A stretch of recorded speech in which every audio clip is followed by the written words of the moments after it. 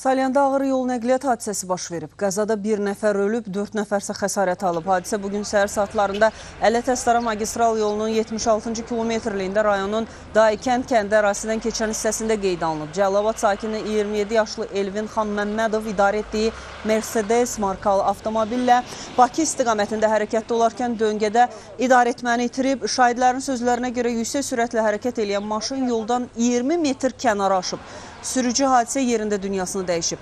Avtomobildə olan sərnişinlər Cəlilabad sakinləri 56 yaşlı Nigar Abışova, 41 yaşlı Fiqurə Quliyeva, 63 yaşlı Vəsmə Quliyeva və Telman Quliyev müxtəlif dərəcəli bədən xəsarətləri alıblar.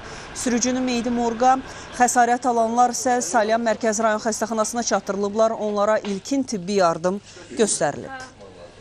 Xəstələrin müayinəsi zamanı xəstələrdə travma yüngüllüyü aşkarlandı, xəstələrdə əlavə travma aşkarlanmadı. Müayinələr xəstəxanaya yerləşdirildi, müayinə hal-hazırda davam elətdirilir. Ambulator müşahidə üçün yaşayış yerinə göndəriləcək.